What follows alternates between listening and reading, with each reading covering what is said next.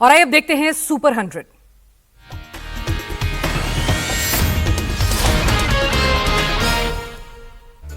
PM Modi ने अपने संसदीय क्षेत्र वाराणसी में किया रोड शो। बीजेपी समर्थकों ने फूल बरसाकर किया स्वागत। वाराणसी से कल 4 नई वंदे भारत ट्रेन को पीएम दिखाएंगे हरी झंडी। कहा, इससे पर्यटन और व्यापार को बढ़ावा मिलेगा। भभुआ की रैली में प्रधानमंत्री का तेजस्वी यादव पर अटैक। कहा, जंगलराज के युवराज के पास वादों को पूरा करने का कोई प्लान नहीं, पूछने पर मुंह पर ताला लग जाता है। एक तीर से पीएम का 3 निशाना। आरजेडी, कांग्रेस और लेफ्ट तीनों को घेरा। बोले, निवेशकों ने लालटेन पंजा और लाल झंडे देखे तो भाग जाएंगे। बिहार के पूर्णिया में गृह मंत्री अमित शाह का रोड शो। कहा, 160 सीट जीतकर बिहार में एनडीए की सरकार बनेगी। पीएम मोदी ने औरंगाबाद और भभुआ में जनसभा को किया संबोधित। बोले, पहले फेज की वोटिंग बता रही है बिहार में फिर से एनडीए सरकार। पीएम ने राजद और कांग्रेस पर हमला बोला। कहा, कांग्रेस आरजेडी की राजनीति झूठ पर टिकी हुई। कांग्रेस अभी से हार का कारण ढूंढ रही है। पीएम मोदी ने लोगों को किया आगाह। बोले, आरजेडी आई तो बिहार में फिर से कट्टा रंगदारी चलेगा। गृह मंत्री अमित शाह ने बिहार के जमुई, पीरपैंती और बिहपुर में चुनावी सभा की। अमित शाह का ऐलान, फिर से जीते तो बिहार को बाढ़ मुक्त बनाने के लिए नया विभाग गठित करेंगे। शाह ने लालू परिवार पर साधा निशाना। बोले, लालू का बेटा सीएम बना तो ये लोग अपहरण का नया विभाग खोलेंगे। पीरपैंती में बोले अमित शाह, आतंकवादियों ने अब अगर गलती की तो बिहार में बने गोले से उन्हें जवाब दिया जाएगा। बिहपुर में जनसभा में अमित शाह का जीविका दीदी से वादा। कहा, सरकार बनी तो 10,000 के अलावा 2-2 लाख रुपए भी देंगे। जेपी नड्डा ने पूर्वी चंपारण में रैली को किया संबोधित। कहा, बिहार में 24 घंटे बिजली मिलती है। गोविंदगंज में बोले जेपी नड्डा, लालू जी कहते थे सड़क बना देंगे तो पुलिस आ जाएगी। नीतीश कुमार ने 31,000 गांवों को सड़क से जोड़ा। रक्सौल और लोरिया में सीएम योगी की रैली। आरजेडी पर निशाना साधा। बोले, 2005 के पहले इन्होंने चारा हजम किया, अब ये लोग राशन हजम करने की कोशिश कर रहे हैं। योगी बोले, बिहार के लोग खानदानी लुटेरों से सावधान रहें, इनके वादों में ना आए। तेजस्वी की नौकरी देने के वादे पर योगी बोले, जमीन हड़पने और पशुओं का चारा खाने वाले क्या नौकरी देंगे, युवा इनके बहकावे में ना आए। सीएम योगी ने आरजेडी से जनता को किया आगाह। कहा, ये वही लोग हैं जो पहले केरोसिन तेल बेचकर अंधेरा करते थे, फिर डकैती भी करते थे। बिहार के सीएम नीतीश कुमार ने पश्चिमी चंपारण और शिवहर में की जनसभा। लालू राज की खामियां गिनाई। नीतीश कुमार बोले, हमारी सरकार ने समाज में भाईचारा स्थापित किया। लालू राज में हिंदू मुस्लिम दंगे होते थे। सीएम नीतीश ने शिक्षा और स्वास्थ्य के क्षेत्र में किए गए अपने कामों को गिनाया। कहा, बिजली की व्यवस्था सही की। शिवहर में सीएम नीतीश ने केंद्र सरकार के कामों को सराहा। कहा, बिहार के विकास के लिए केंद्र के साथ मिलकर किया काम। आरजेडी नेता तेजस्वी यादव ने बिहार के अररिया और पूर्णिया में की रैली। कहा, नौकरी समेत तमाम सुविधाओं के लिए आरजेडी को जिताएं। पूर्णिया की रैली में तेजस्वी यादव का वादा, सरकार बनी तो महिलाओं को माई बहन योजना और किसानों को सिंचाई के लिए मुफ्त बिजली दी जाएगी। सपा चीफ अखिलेश यादव ने बिहार के रोहतास में की जनसभा। कहा, वो भले ही आधी सीट पर हुई हो, लेकिन तेजस्वी यादव का सीएम बनना तय हो गया है।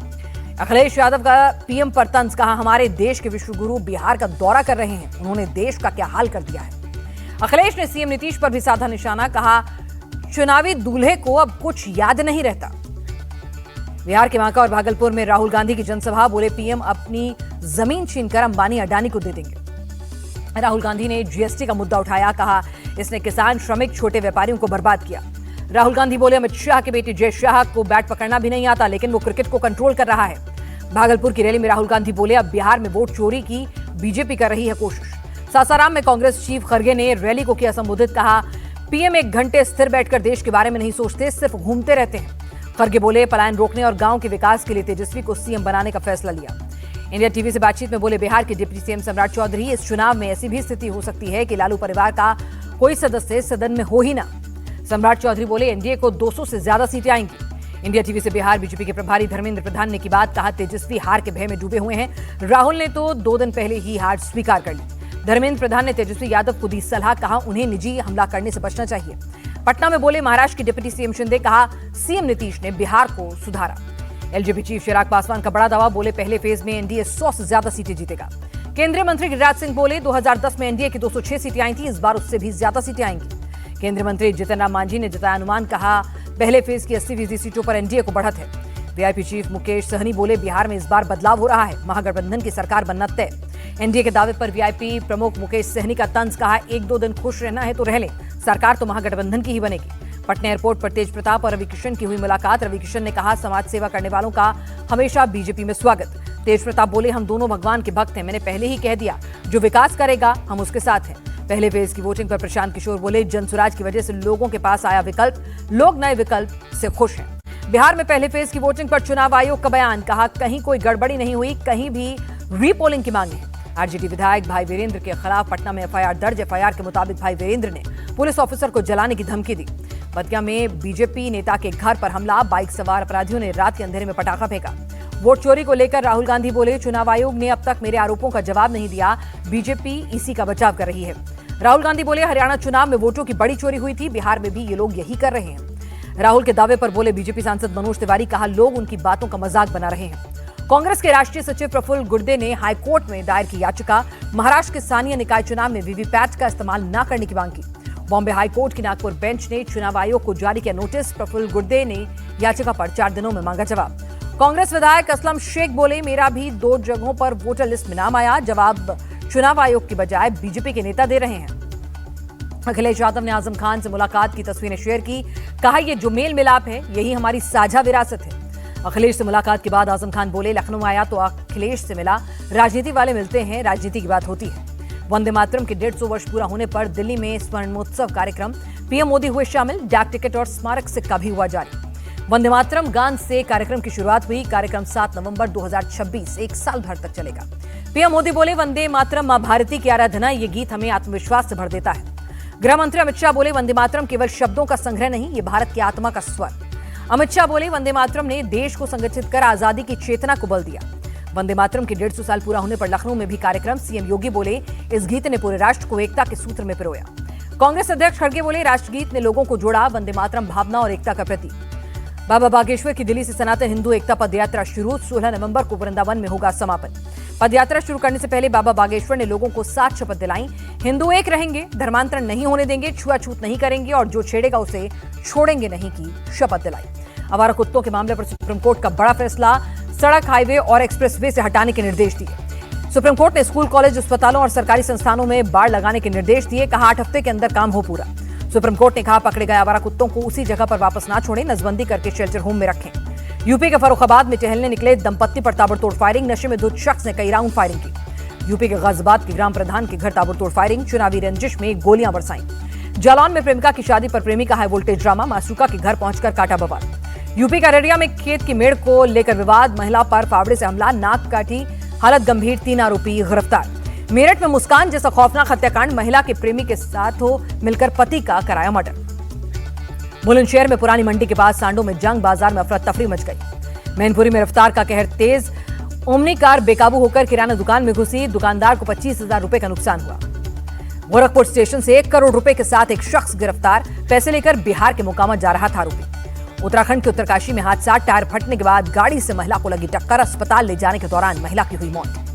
बंगाल के उत्तर 24 परगना में बस नहर में गिरी, 16 लोग घायल, बस में करीब 40 यात्री थे सवार। राजस्थान के टोंक में वन विभाग की पकड़ में आया बघेरा, कई दिनों से इलाके में थी दहशत। अहमदाबाद के रानिप में ज्वेलरी शॉप में चोरी की कोशिश, शक होने पर मालिक की आंख में मिर्ची पाउडर झोंका, ग्राहक बनकर आई थी महिला।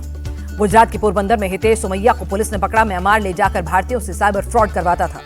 गुजरात के सूरत में ट्रॉली बैग में मिले शव की गुत्थी सुलझी, मृतक महिला बिहार के मुजफ्फरपुर की रहने वाली, हत्यारा हरियाणा के फरीदाबाद स्टेशन से हुआ गिरफ्तार। कर्नाटक के बेलगावी में गन्ना किसानों के आंदोलन में हंगामा, प्रदर्शनकारियों का पुलिस पर पथराव। कर्नाटक सीएम सिद्धरामैया ने पीएम मोदी को लिखी चिट्ठी, गन्ना किसानों की समस्या हल करने के लिए मीटिंग का समय मांगा। महाराष्ट्र के भिवंडी में कपड़ा रंगने की फैक्ट्री में लगी आग, लाखों का माल जलकर हुआ खाक। दिल्ली एनसीआर में वायु प्रदूषण का संकट गहराया, सुप्रीम कोर्ट में जनहित याचिका दाखिल, 12 नवंबर को अगली सुनवाई। भारतीय विदेश मंत्रालय की 2 टूक, अमेरिकी राष्ट्रपति ट्रंप की अगले साल भारत यात्रा पर कोई जानकारी नहीं, जैसा प्लान होगा अपडेट किया जाएगा। इराक में संसदीय चुनावों की तैयारियां पूरी, 329 सीटों पर 11 नवंबर को होगा मतदान, 7,768 उम्मीदवार मैदान में।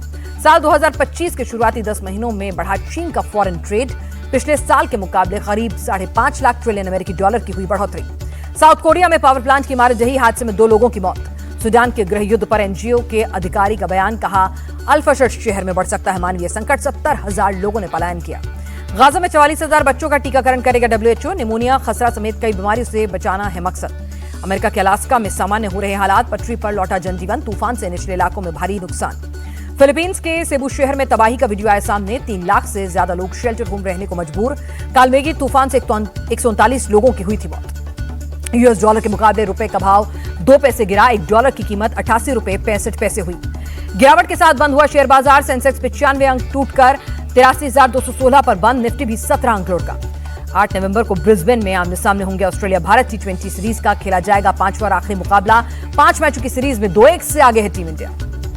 ब्रिस्बेन में भारत ऑस्ट्रेलिया के बीच खेला गया एक T20 मुकाबला। एकमात्र मैच में ऑस्ट्रेलिया ने भारत को 4 रन से हराया था। शुभम गिल के खराब प्रदर्शन पर टीम इंडिया के पूर्व गेंदबाज वरुण ओरन ने दिया बयान। बोले शुभम गिल को T20 फॉर्मेट में सेटअप की जरूरत।